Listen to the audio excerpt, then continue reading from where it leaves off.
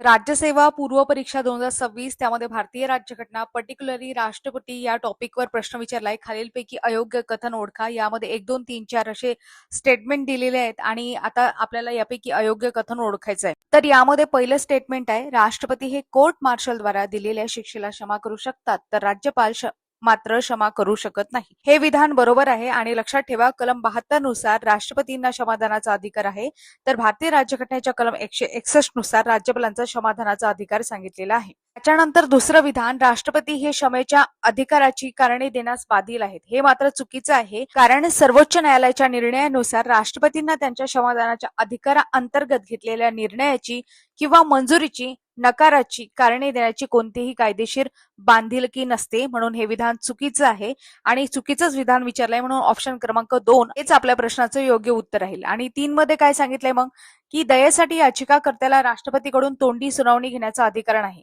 हे सुद्धा स्टेटमेंट कसं आहे, बरोबर आहे, कारण मेहर सिंग विरुद्ध भारत सरकार खटल्यामध्ये सर्वोच्च न्यायालयाने स्पष्ट केले आहे की दयेच्या याचिकेद्वारा राष्ट्रपतीकडे तोंडी सुनावणी मागण्याचा याचिकाकर्त्याला कोणताही अधिकार नाही. म्हणून तिसरं स्टेटमेंट बरोबर आहे. आणि चौथं स्टेटमेंट आहे, केंद्रीय मंत्रिमंडळाच्या सल्ल्यानुसार राष्ट्रपतींना क्षमेचा अधिकार वापरावा लागतो. हे सुद्धा स्टेटमेंट काय आहे, बरोबर आहे. म्हणून अशा पद्धतीने आपण याचं अनालिसिस केलं. आणखी काही डिटेल गोष्टी, जर राष्ट्रपतींनी एकदा दयेची याचिका फेटाळली समजा, तर गुन्हेगार पुन्हा राष्ट्रपतीकडे दयेची याचिका करू शकतो का, तर नाही. आणखी महत्वाची गोष्ट, राष्ट्रपतींच्या क्षमादानाच्या अधिकाराचे न्यायालयिक पुनर्विलोकन केले जाऊ शकते का, तसेच फाशीची शिक्षा पूर्णपणे माफ करण्याचा अधिकार कोणाकडे आहे, राष्ट्रपती आणि राज्यपाल यापैकी कोणाकडे तो अधिकार आहे, हे तुम्हाला कमेंट बॉक्समध्ये सांगायचं आहे. 2 प्रश्न विचारले, प्रश्नाचं उत्तर देण्याचा प्रयत्न करा. अधिक माहितीसाठी long video, short video, post स्वरूपात, पोल स्वरूपात प्रश्न आहेत ते तुम्ही पाहू शकता, सोडवू शकता. आवडल्यास लाईक, शेअर आणि सबस्क्राईब नक्की करा. धन्यवाद.